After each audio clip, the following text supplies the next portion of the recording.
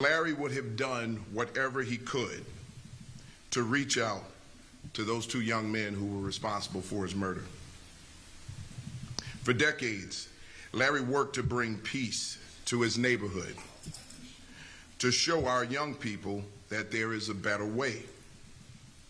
In a brazen and senseless act of violence, Larry's life was taken from him by the very people he committed his life to helping.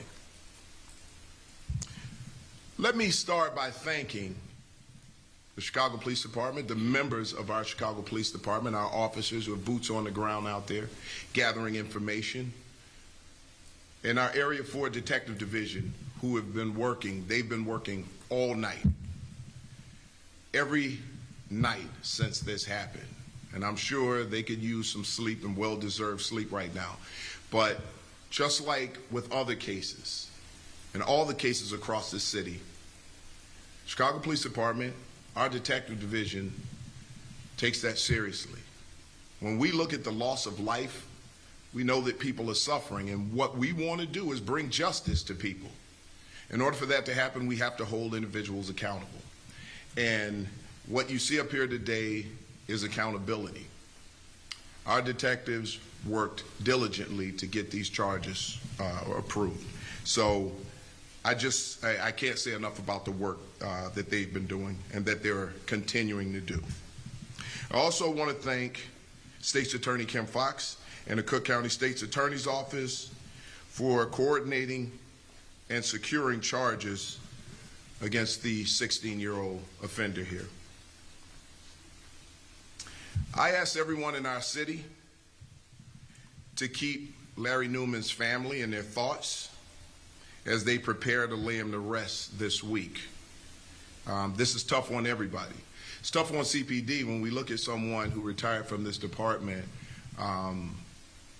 He was a person to be proud of.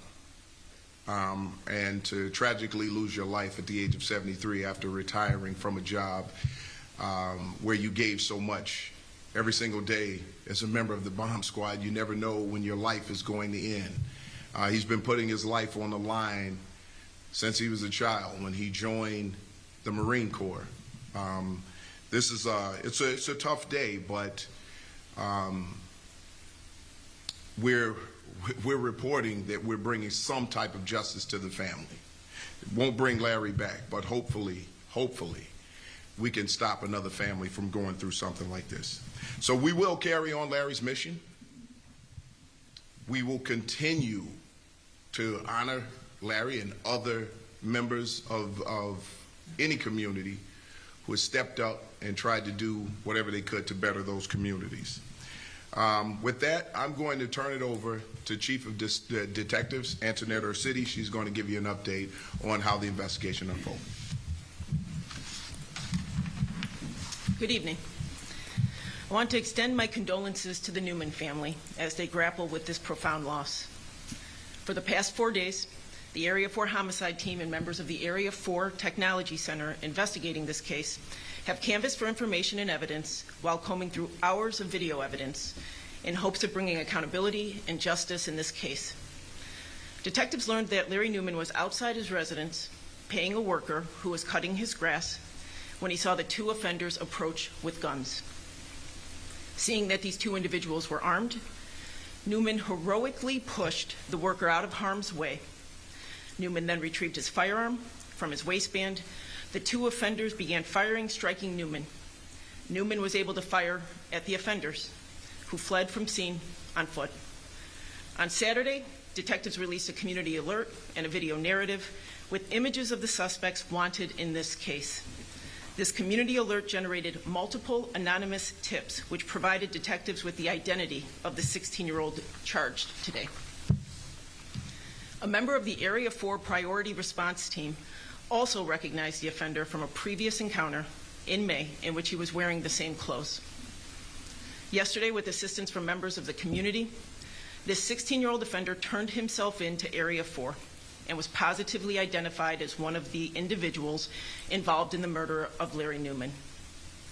The citywide robbery task force also assisted in this investigation. This juvenile offender has been charged with felony first-degree murder.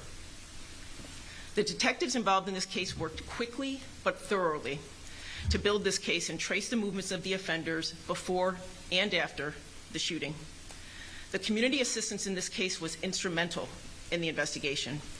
The evidence they provided helped detectives quickly secure charges against this 16-year-old offender. I also want to thank all of our partners, including the ATF and FBI Chicago field officers and the Chicago Police Memorial Foundation and Crime Stoppers, who offered rewards for information in this case. While we have this offender in custody, we are still searching for the second individual involved.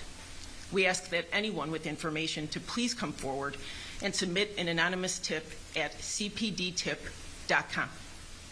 With your help, we can hold accountable both individuals responsible for Larry Neuman's murder and bring a small measure of closure to the Newman family. Thank you.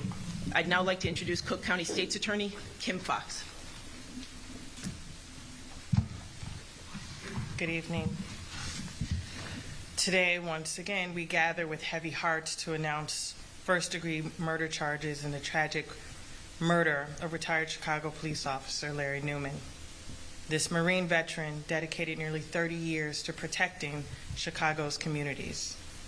And even after retiring, he continued to give back to the city that he loved, training agents at O'Hare and Midway to detect explosives and other potential threats. He never stopped protecting the people of this fine city. On what should have been a wonderful summer day, Larry Neuman was senselessly gunned down while mowing his lawn. This act of violence not only took a beloved husband, father, and friend from his family, but it also robbed our community of a man who epitomized public service and dedication. I too want to express my heartfelt condolences to Mr. Newman's family and all the lives that were touched by him. We should be able to live our lives without fear, or the fear of violence in our homes, on our block. Our home should be a sanctuary of peace, not a scene of tragic and unimaginable loss. What's equally sad is that the suspect in this heinous crime is once again a juvenile, as was the suspect in the recent tragic case of the 7-year-old Jamani Amir, whose murder charges were announced just this past Friday. What is horrifying is that as we bookend our weeks with press conferences like this, that last week it was a child, today it's an elder, and the common thread is other children taking their lives.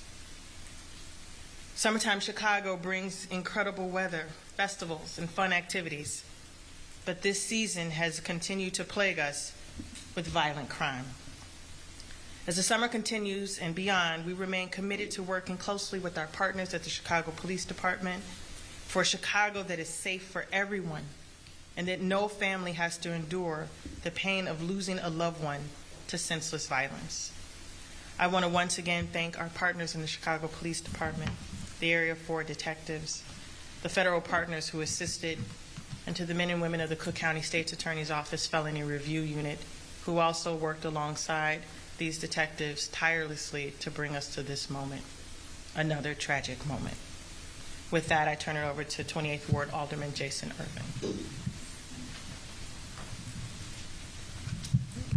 Thank you, State's Attorney Fox, and thank you to the homicide team in Area 4 for their smart and hard work on this case.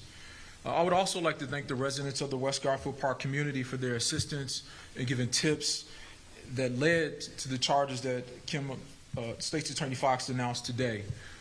Believe it or not, I even received calls all the way from California from residents that used to live in West Garfield Park about information on this particular case. And again, thanks to the community that he loved and the community that loved him for making this happen. And again, this speaks to the love that the West Garfield Park residents has for Officer Newman and the love that Officer Newman had for the West Garfield Park community. So again, thanks to the members of the Chicago Police Department for their work on this case, and State's Attorney Fox and her team for bringing these charges today. Now, while we cannot bring Reverend Newman back, we can start the process of accountability for those involved in taking his life. Thank you.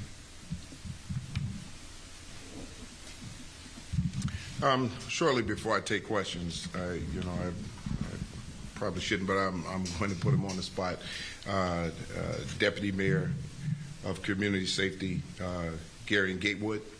I'd like for him to come up and just say a couple of words. He's been very supportive and a supportive arm coming out of the mayor's office with this type of work. Good evening, all. This is a tragic moment. Someone who dedicated their life to this city, protecting this city, lost his life tragically. I cannot commend the work of CPD and the partners here enough for bringing some closure and hopefully solace to this family. We'll continue to wrap our arms around them. We'll continue to wrap our arms around the West Garfield Park community. And we will make sure that we can do everything in our power on behalf of the mayor's office to make sure these folks are held accountable. With that, I'll give it back over to the superintendent. Thank you. With that, we'll take any questions that you have. Introduce yourself, please. We'll start here with the collector.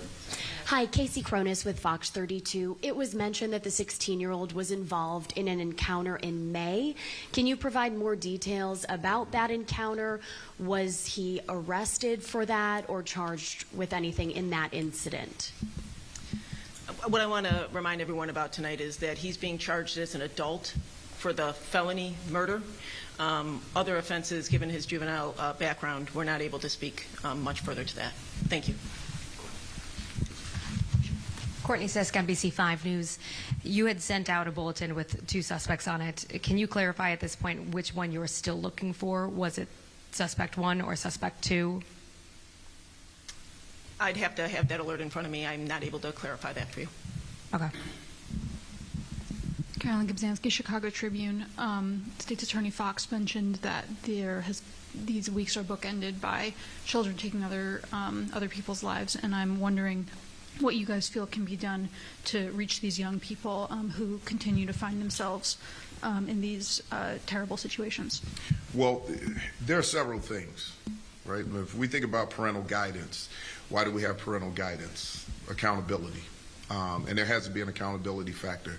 And it has to be an accountability factor no matter how young the child is. I think oftentimes what we do is that when we know that we have children who are engaging in small things, those things eventually grow into larger things. And if they go unchecked, those things become greater.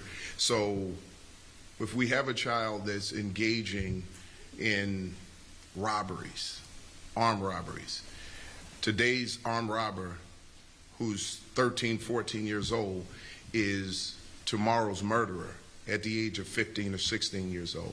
So there has to be some early intervention when we see young people engaging in violent acts and behavior that they should not be engaging in. If we don't intervene now, we will be announcing felony murder charges for a 16-year-old. So that accountability factor is extremely important. And then we have to get everybody involved. It can't just be the police, right? When the police comes in contact with a young person, we can divert them. We can put them in diversion programs, but we need everybody involved. We need the community involved. We need parents involved. And we need to get a better message to our young people that this type of behavior is not only unacceptable, but it's deplorable. We have teenagers taking lives and then taking the lives of each other. So we're seeing this trend, and something has to be done to stop it. Mariano Giles with Univision Chicago. Just a clarification. The second suspect, have you identified him or her? Do we know their age? The investigation is still ongoing. Trey Ward, ABC7. After turning himself in, is he cooperating in the investigation? Did he show any type of remorse? Well, I'm going to speak again, not necessarily to anything of a disclosure from the juvenile. What I really want to emphasize, and I think it's come out in a few remarks, we received an abundant amount of information from the community. This man was deeply respected, and we were provided so many tips and information that it, in a matter of days, allowed for us to obtain these charges. So I will speak to that. Jamar Terry with CBS News Chicago. The first-degree murder charge obviously indicates that there was intent from these charges.